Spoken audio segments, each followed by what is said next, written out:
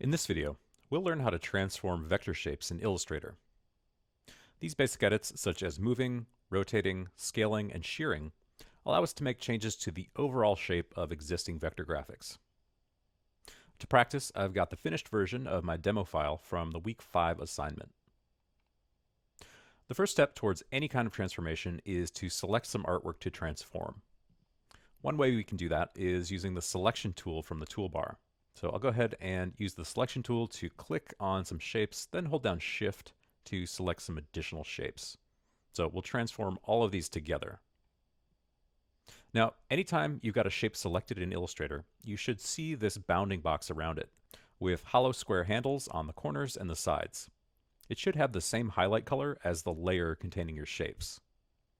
If you don't see this, click on View, Show Bounding Box from the menu bar. We can use the bounding box to move selected vector shapes just by clicking and dragging.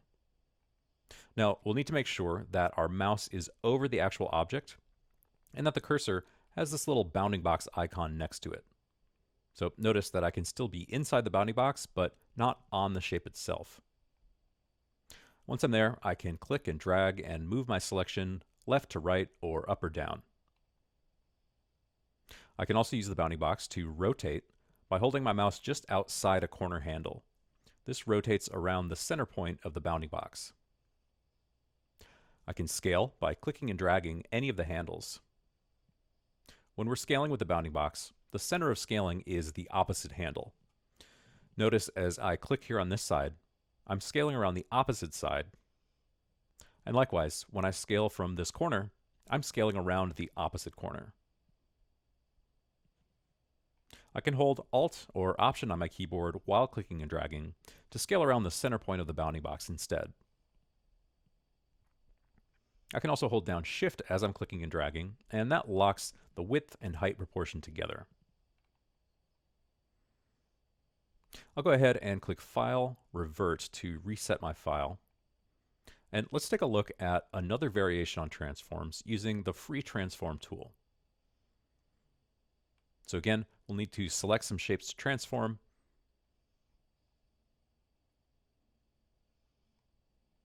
Then from the toolbar, I'll click on the Free Transform tool. Notice this small panel of additional tools that comes up. That's the Free Transform widget, and that opens automatically anytime we activate the tool. I can use Free Transform to do many of the same transformations as I can with the bounding box. So for example, I could click and drag on the corner handles to scale, or hover my mouse just outside the corner handles and click and drag to rotate. One key difference here is that we can set the center of rotation by clicking and dragging on the anchor point, which looks like a small target.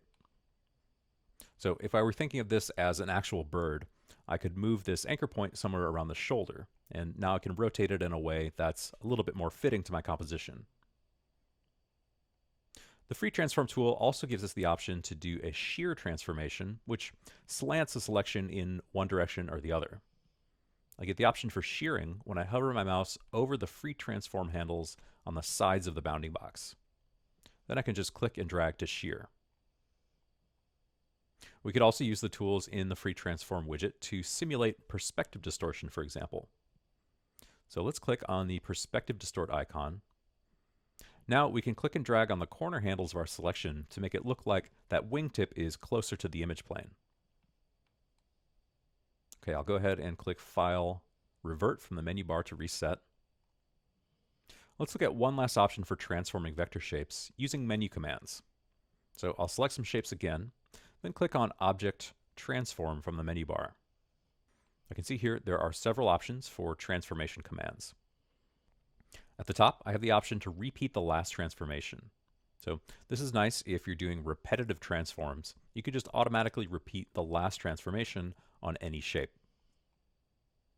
Let's click Edit Undo from the menu bar to undo that. And this time, let's select the shapes making up one of these feet. Back under the Transform command menu, we have some alternate ways to transform, like we've already done with other tools.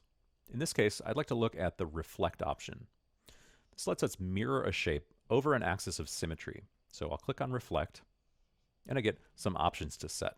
So one advantage of any of these transform menu commands is we get more precise options that are numeric which give us more control than just working visually in the document window. So here we can set the axis of symmetry, flipping it over the horizontal or the vertical axis, or I could specify an angle for my own axis. My options here are grayed out. These would be available if we had a pattern fill. So that's asking us whether or not we want to transform just the objects or just the pattern or both. Then I have an option here for preview that will show me the result of my reflection. Then finally, I have an option to copy, which will apply this reflect to a new copy of my shape, leaving the original in place. Or I can click OK, and that applies the reflection to the original selected shape. I'll click OK, and you can see we've done a horizontal flip on that foot shape. Okay, so that's an overview of how to transform vector shapes in Illustrator.